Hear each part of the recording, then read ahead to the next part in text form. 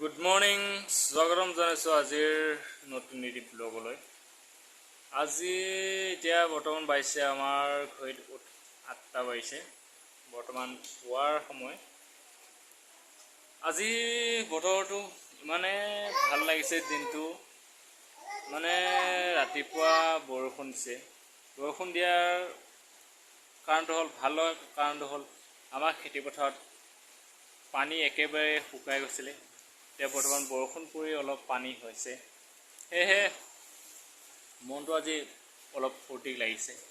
এই ব্লগটো আৰম্ভ কৰিছোঁ। আহক তেতিয়াহ'লে আপোনালোকে মোৰ ভিডিঅ'বোৰ চাওক আৰু কমেণ্ট কৰি জনাব কেনে পায়, আৰু চেনেলটো যদি ছাবস্ক্ৰাইব নাই ছাবস্ক্ৰাইব কৰিব। আহকচোন বন্ধুসকল, প্ৰায়বোৰ মানুহৰে চাগে বৰষুণ দিলে খুবেই মজা লাগে।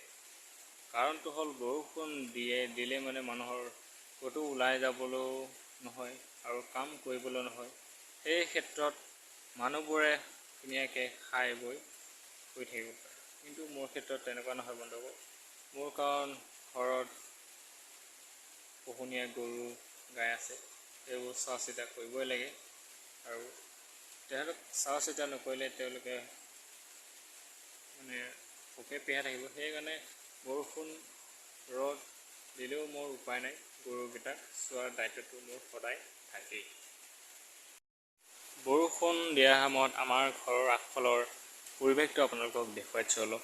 কেনেকুৱা ধৰণৰ পৰিৱেশ চাওক আপোনালোকে, মানে ধুনীয়া, মানে সেউজীয়া। বৰষুণ দিলে গছ পাতবোৰ সেউজীয়া হয়, ধূলি বালিও নোহোৱা হয়। তেনে ক্ষেত্ৰত মানে কিবা এটা বন্ধুসকল ভাল লাগে, মানে এনেকুৱা সেউজীয়া হৈ থাকিলে নিজৰ আগফালে থকা গছ বনবোৰ।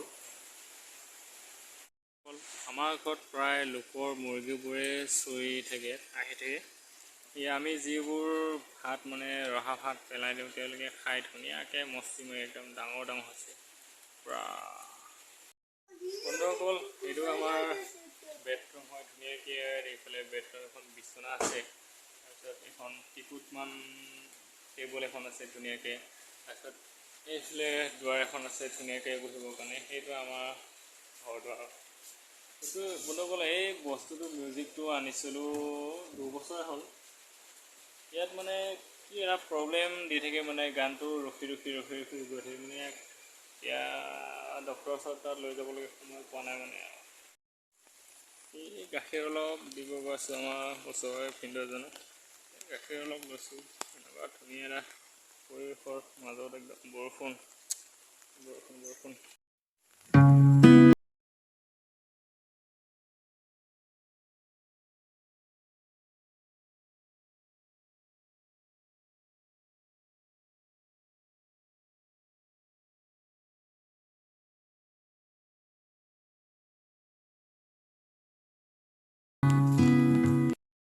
এইটো নতুনকৈ চৰকাৰে ডাষ্টবিন বনাইছে প্ৰতিটো তিনিআলি চাৰিআলিৰ মূৰত।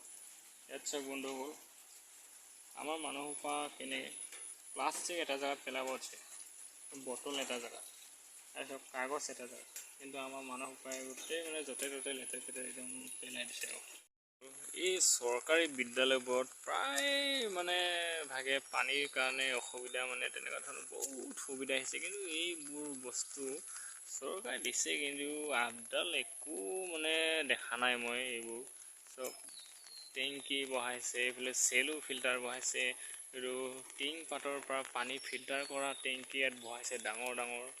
মানে এইবোৰ অযথা চৰকাৰে খৰচ বহন কৰিছে। তাৰ থাকি চৰকাৰে ভাল টিউবৱেল যদি ভালকৈ টিউবৱেল বহাই দিয়ে, তেতিয়া মানে বহুত উন্নতি হ'ব বুলি ভাবিছোঁ মই। এইটো যিটো আপোনালোকে টিউবৱেল দেখিছে স্কুলৰ চহৰত, এই টিউবৱেলটো ল'ৰা ছোৱালীবোৰে স্কুলৰ পানী খাবৰ কাৰণে কমচে কম আপোনাৰ আধা ঘণ্টামান মৰাৰ পিছতহে পানী ওলাবলৈ আৰম্ভ কৰে। এনেকুৱা ধৰণৰ বস্তু থাকিলে স্কুলৰ কেনেকৈ উন্নতি হ'ব। এই ভাল টিউবৱেল এটা বহাই দিয়ক। এইটো বহুত পুৰণি হৈ গ'লে। আজি পুৱাৰ ভাগৰ চাহ একদম পুৰণি যুগৰ পপ, তাৰপিছত আমাৰ ধুনুৱে গাখীৰ লগত তেনেকৈ গৰু গাখীৰ চাহ খাম এতিয়া।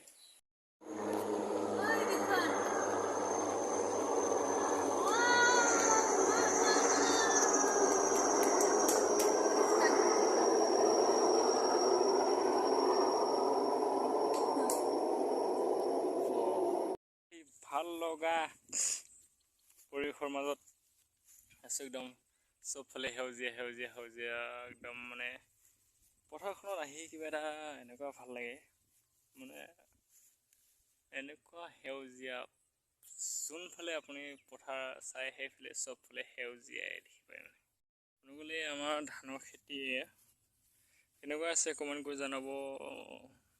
মানে খেতিৰ ওপৰত ইমানখিনি মোৰ নলেজ নাই, হ'লেও 3 বছৰ খেতি কৰি কিছু মানে জ্ঞান আয়ত্ব কৰিবলৈ পাইছোঁ। এনেকৈ ধানবোৰ ধুনীয়া হৈছে বুলিয়েই মই ভাবিছোঁ। আপোনালোকে কেনেকুৱা হৈছে কমেণ্ট কৰি জনাবচোন ধানবোৰ।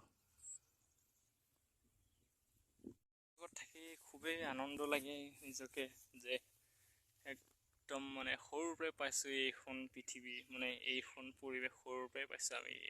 নিজকে বহুত ভাল লাগে মানে এনেকুৱা হোৱাৰ পিছত।